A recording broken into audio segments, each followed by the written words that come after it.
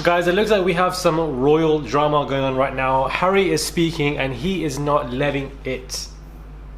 He's just letting it all out. He is letting it all out. Hey guys, it's Murad Muradi. Hopefully you guys are doing well today. Back at it again with another video. If you haven't subscribed, guys, click that button for daily and consistent content. Head over to my Instagram, my Patreon, my merch. Don't be a godforsaken liar, Charles. Don't be a godforsaken liar. My merch is in the bio below. Go ahead and support. I would appreciate it. New podcast episode out by the Kardashians. Well, it's not new. It's been there for a week, but head over there. And let's get into this, guys. So subscribe.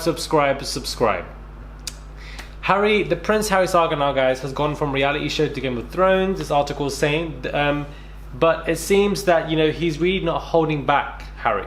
The renegade Duke took his war with his family to a new level Thursday as he claimed in a new interview that Prince Charles handed down a cycle of genetic pain and suffering to him, which he and his wife Meghan, which is why they moved to LA, to break it. He treated me the way he was treated.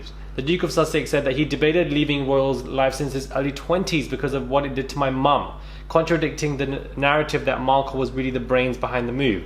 It is a lot of genetic pain and suffering that gets passed on anyway. So we as parents should be doing the most we can to try and say, you know what, that happened to me, I'm going to make sure that doesn't happen to you. Okay, break the cycle. I never saw it, I never knew about it, and then suddenly I started to piece together.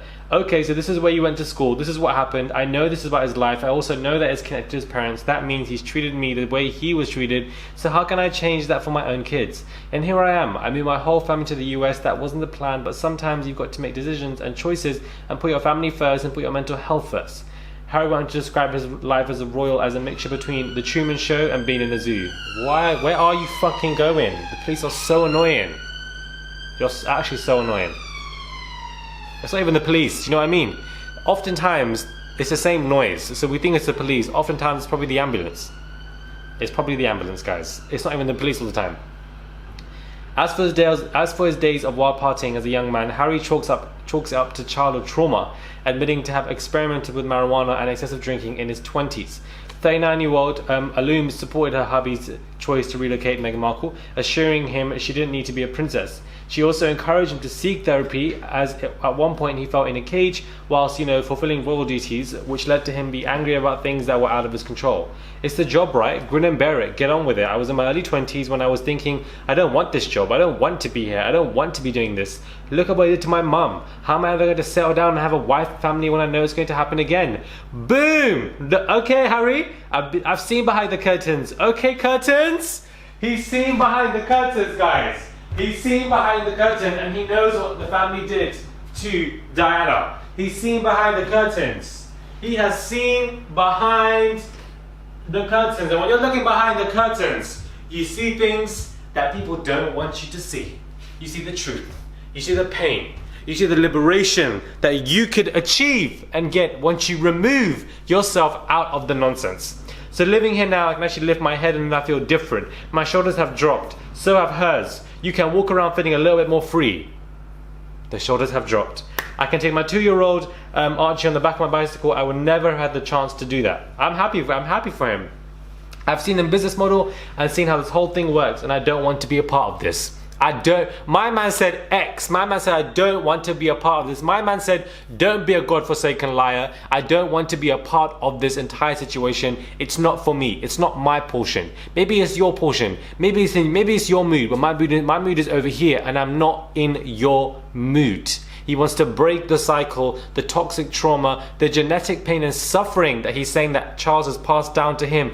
Also saying that, you know, he's grown up and seen what the family has done to his own mother, and he doesn't want that to be repeated, meaning he doesn't want the same thing to happen to either Meghan Markle or anybody else that he's close with. I feel like this was a damning interview. He really at this point doesn't care at all, and I feel like, you know, it's very refreshing to say that he just doesn't want to be part of this. He shows that he gives an insight to his mind even at the time when he was in his early 20s, saying that I don't want to be part of this. I don't want to be doing this. This is exhausting. This is a process of exhaustion. I don't want to be a part of it. That is what he's saying, and I'm totally here for this interview. He's coming out with his absolute chest, and I feel like it's just a very important. It's just very important. It's very crystal clear. I don't see him holding back at any point, and I feel like, you know, it's very interesting because William doesn't speak like this. He's the complete opposite. They're both complete opposites, guys. And oftentimes you can grow up with people, whether it be your siblings, whether it be your cousins, whether it be your friends, and you can be very close with them. But as you get older, you notice that you guys will just distance. You notice that you guys won't talk as much, won't be as great as much, and you guys may have been best of pals as kids, but you know, your life choices are very different. People, you know, handle things very different. You don't like to see how somebody's handling something and talking about something, and you want to be distant away from it because people move mad.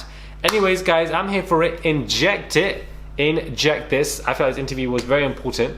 Let me know your thoughts when it comes to how he's, you know, blasting Charles. Subscribe, click that button for daily and consistent content, and I'll catch you guys soon for another video.